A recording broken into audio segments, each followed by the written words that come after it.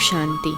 आज 12 फरवरी 2026 की बाबा की साकार मुरली है। मुरली के महावाक्य हैं, मीठे बच्चे, यह कयामत का समय है। रावण ने सबको कब्र दाखिल कर दिया है। बाप आए हैं अमृत वर्षा कर साथ ले जाने। प्रश्न है, शिव बाबा को भोला भंडारी भी कहा जाता है, क्यों? उत्तर है, क्योंकि शिव भोलानाथ जब आते हैं तो गणिकाओं, अहिल्याओं, कुब्जाओं का भी कल्याण कर उन्हें विश्व का मालिक बना देते हैं। आते भी देखो पतित दुनिया और पतित शरीर में है तो भोला हुआ ना। भोले बाप का डायरेक्शन है। मीठे बच्चे, अब अमृत पियो, विकारों रूपी विष को छोड़ दो। गीत है दूर देश का रहने वाला। ओम शांति। रूहानी बच्चों ने गीत सुना, अर्थात रूहों ने इस शरीर के कान कर्मेंद्रियों द्वारा गीत सुना। दूर देश के मुसाफिर आते हैं, तुम भी मुसाफिर होना। जो भी मनुष्य आत्माएं हैं वह सब मुसाफिर हैं। आत्माओं का कोई भी घर नहीं है। आत्मा है निराकार। निराकारी दुनिया में रहने वाली निराकारी आत्माएं हैं। उसको कहा जाता है निराकारी आत्माओं का घर, देश वालोक। इनको जीव आत्माओं का देश कहा जाता है। वह है आत्माओं का देश। फिर आत्मा यहाँ आकर शरीर में जब प्रवेश करती है तो निराकार से साकार बन जाती है। ऐसे नहीं, आत्मा का कोई रूप नहीं है। रूप भी जरूर है, नाम भी है। इतनी छोटी आत्मा कितना पाड़ बजाती है इस शरीर द्वारा। हर एक आत्मा में पाड़ बजाने का कितना रिकॉर्ड भरा हुआ है।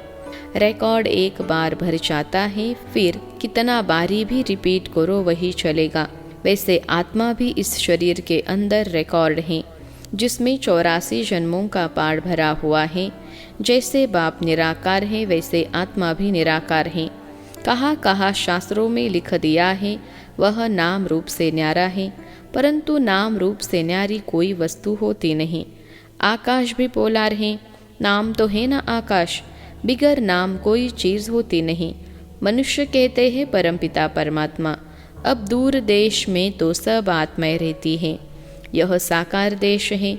इसमें भी दो का राज्य चलता है, राम राज्य और रावण राज्य। आधा कल्प राम राज्य, आधा कल्प है रावण राज्य। बाप कभी बच्चों के लिए दुख का राज्य थोड़े ही बनाएंगे। कहते हैं ईश्वर ही दुख सुख देते हैं। बाप समझाते हैं, मैं कभी बच्चों को दुख नहीं देता हूँ। मेरा नाम ही है दुख हरता सुख करता। यह मनुष्यों की भूल है। ईश्वर कभी दुख नहीं देंगे। इस समय है ही दुख धाम। आधा कल्प रावण राज्य में दुख ही दुख मिलता है, सुख की रत्ती नहीं। सुख धाम में फिर दुख होता ही नहीं। बाप स्वर्ग की रचना रचते हैं, अभी तुम हो संगम पर।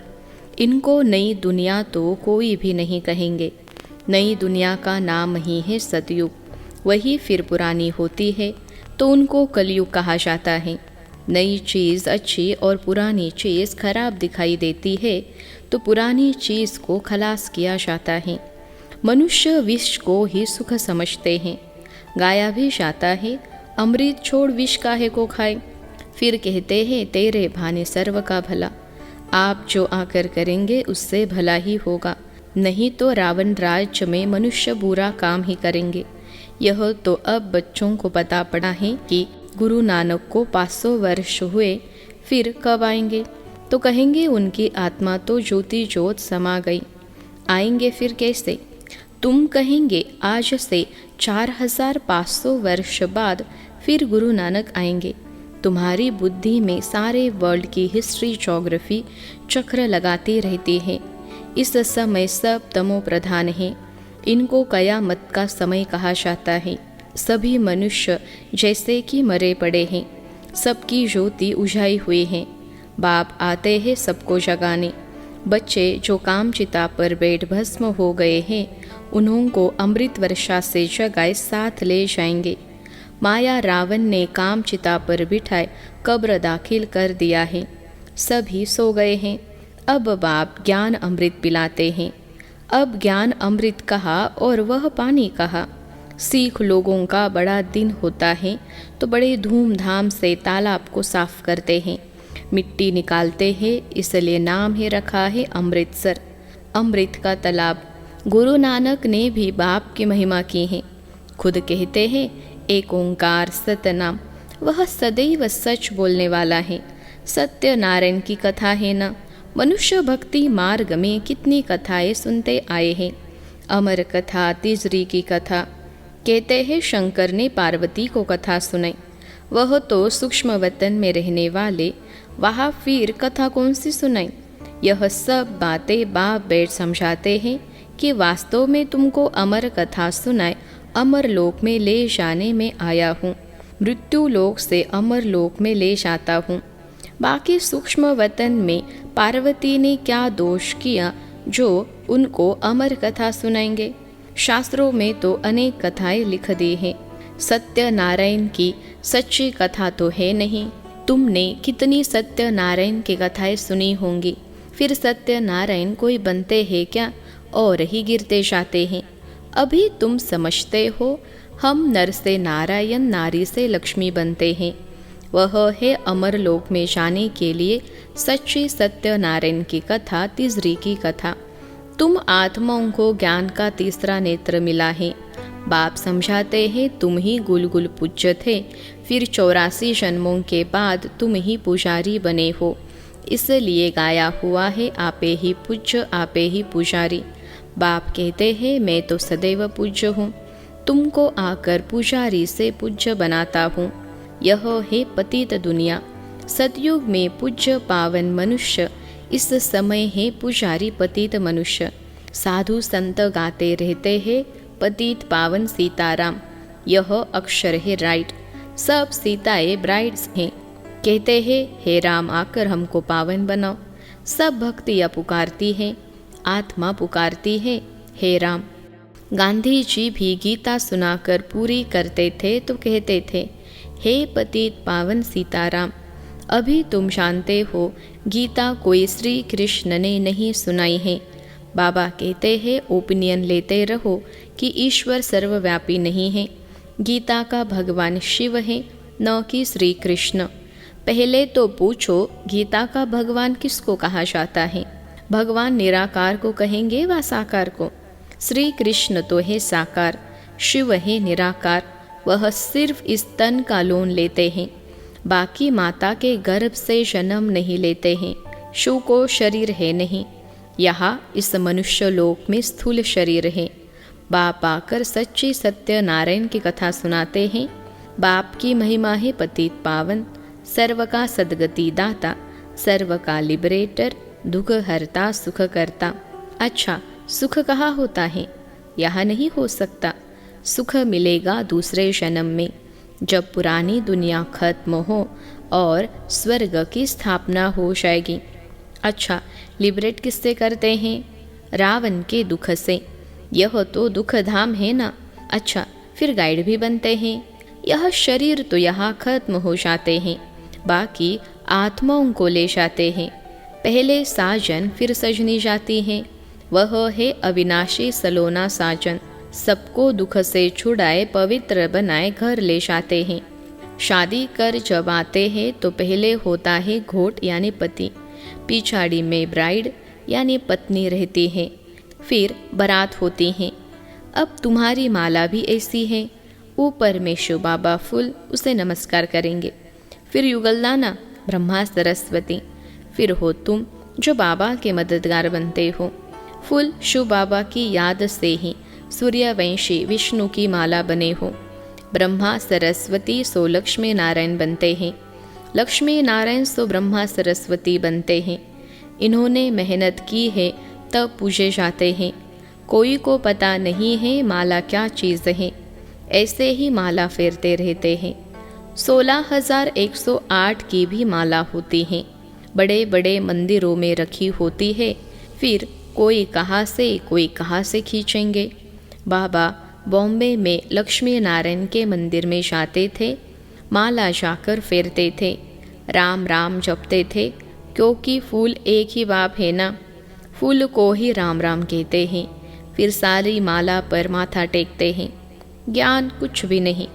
पादरी भी हाथ में माला फेरते रहते हैं। पूछो किसकी माला फेरते हो? उनको तो पता नहीं है, कह देंगे क्राइस्ट की याद में फेरते हैं। उनको यह पता नहीं है कि क्राइस्ट की खुद आत्मा कहाँ है। तुम जानते हो क्राइस्ट की आत्मा अब तमो प्रधान है। तुम भी तमो प्रधान बेगर थे, अब बेगर टू प्रिंस बनते हो। भारत प्रिंस था, अभी बेगर है, फिर प्रिंस बनते हैं। बनाने वाला है बाप, तुम मनुष्य से प्रिंस बनते हो। एक प्रिंस कॉलेज भी था जहाँ प्रिंस से जाकर पढ़ते थे। तुम यहाँ पढ़कर 21 जन्म लिए स्वर्ग में प्रिंसेस बनते हो। यह श्री कृष्ण प्रिंस है ना, उनके 84 जन्मों की कहानी लिखी हुई है। मनुष्य क्या जाने, यह बातें सिर्फ तुम जानते हो। भगवानुवाच, वह सबका फादर है। तुम गॉड फादर से सुनते हो जो स्वर्ग की स्थापना करते हैं। उसे कहा ही जाता है सचखंड। यह है झूठ खंड। सचखंड तो बाप स्थापन करेंगे, झूठ खंड रावण स्थापन करते हैं। रावण का रूप बनाते हैं, अर्थ कुछ नहीं समझते हैं। किसको भी पता नहीं है कि आखिरी भी रावण है कौन, जिसको मारते हैं फिर जिंदा हो जाता है।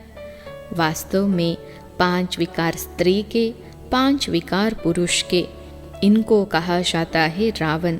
उनको मारते हैं, रावण को मार कर फिर सोना लूटते हैं। तुम बच्चे जानते हो यह है कांटों का जंगल। बॉम्बे में बबुलनाथ का भी मंदिर है। बाप आकर कांटों को फूल बनाते हैं। सब एक दो को कांटा लगाते हैं, अर्थात काम कटारी चलाते रहते हैं। इसलिए इनको कांटों का जंगल कहा जाता है। सतयुग को गार्डन ऑफ अल्लाह कहा जाता है। वही फ्लावर्स कांटे बनते हैं, फिर कांटों से फूल बनते हैं। अभी तुम 5 विकारों पर जीत पाते हो। इस रावण राज्य का विनाश तो होना ही है। आखिरी बड़ी लड़ाई भी होगी, सच्चा सच्चा दशहरा भी होना है।